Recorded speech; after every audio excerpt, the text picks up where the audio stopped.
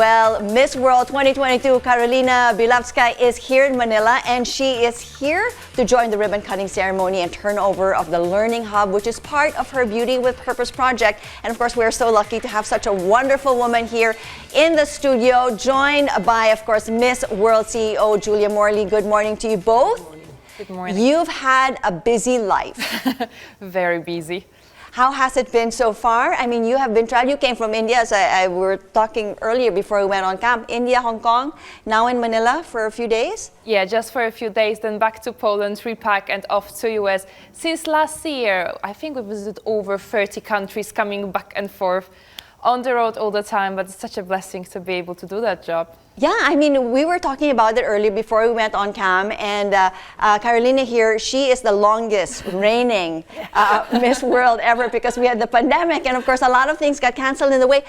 Was that good for you? But I mean, you're so busy, and you know, it's funny because I was also the longest reigning Miss Poland, and I won in 2019, and now I'm the longest reigning Miss World. It's my purpose. I got some experience, but it's a wonderful opportunity. Yeah. When I won, everyone was, you know, it's only 1 year opportunity. That's right. And then I got another one, and I tried to use it as well as possible. Tell me a little bit about your advocacy and the purpose, which is why you're here in Manila.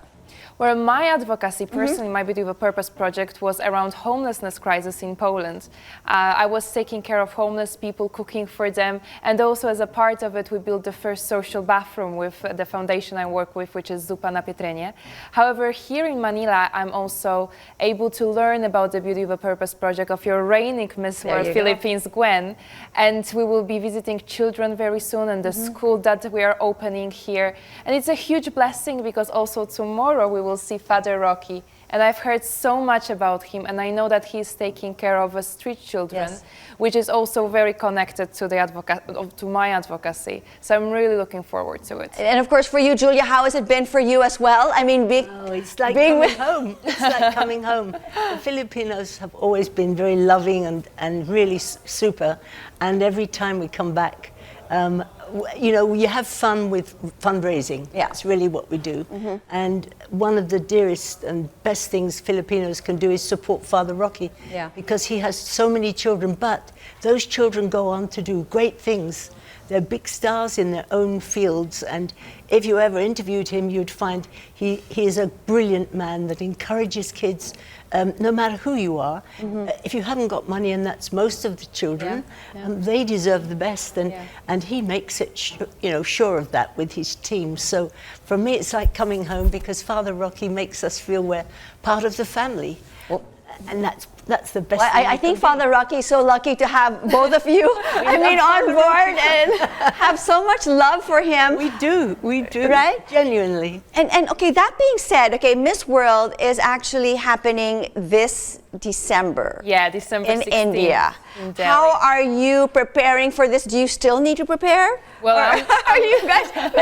I'm not very happy about it. I would keep the crown for longer if I could. Can you imagine? Well, we have 142 nations coming together. Yes. And it's an amazing thing. But I don't know whether you've ever worked with Indian stars. They are amazing. Yes. They help you. Everyone sort of is panicking and rushing, but the show goes on.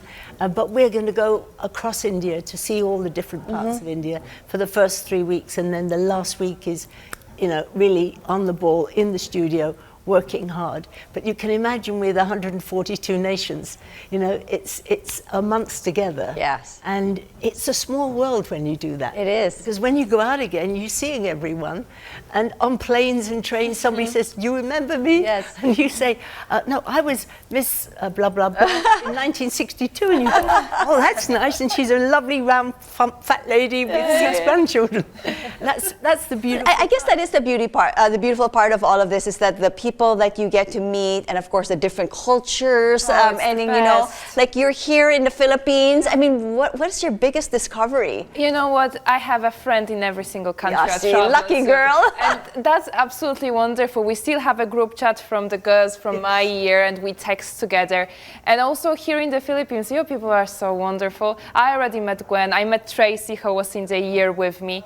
But the more I travel, every time I discover that even though we have different cultural backgrounds, different religions, food, taste, whatever that would be, we have so much more in common, you know, and you can make friends all across the world and you can learn from each other, and that's the most beautiful part. Well, you are definitely a beautiful person. I do hope you get to wear the crown longer. I know. You have seemed to master it. You know, Jen said I had enough, but Well, thank you so much for spending your precious time. I know you're so busy here. We've given you such a busy schedule, but thank you for dropping by in the studio, Karolina, and of course, Julia. Thank you so much for inviting us. Thank you so much for joining us here in New Day.